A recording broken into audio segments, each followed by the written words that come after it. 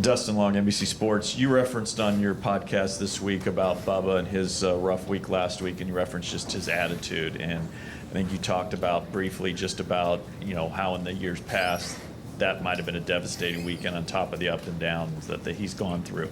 What did you have to do in the past to kind of work with him? I think you kind of referenced what you guys had to do overall and what you're seeing different out of him, where for as bad of a weekend, you felt like there was a positive in the sense of how he handled it. Well, a lot of it is just, it's not like, he's given 2311 a free pass, right? I think that it's just so much easier when if you have issues and you want to kick and scream, like, do it to us, right? And certainly when you do it outwardly and to the public and the media, then it just creates just a lot of other distractions that you have to deal with, and he's made it easier. Certainly, I mean, a third of the races he's DNF'd, right, and is still in the playoffs. So he hasn't even existed for a third of the races when it comes to finishes. So I think it just shows how really strong they are and what they're capable of doing. And I truthfully think the biggest change has just come from him within, more so than anything I've done with him or the team has done with him. And I think certainly, we look at the biggest change obviously coming in his personal life mid last year and whatnot. I think that's changed the most. Yeah.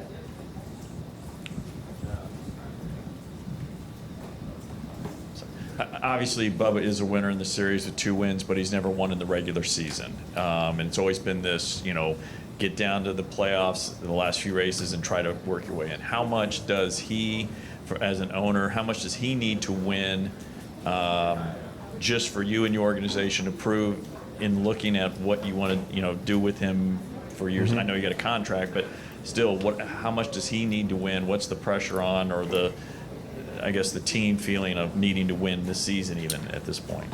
Well, I just know the resources we put in 2311, and all of our drivers should win. That's the expectation I have of them.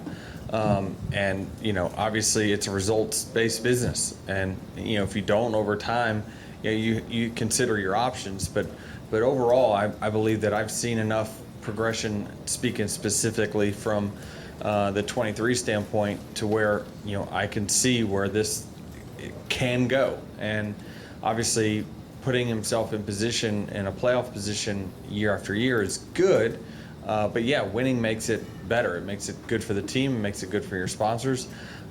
It's the same little, the progression is smaller, but it's still happening with Riley as well. It's we started at the bottom of the cellar, and it's slowly but surely getting a little bit better. So that's what I'm looking for as an owner.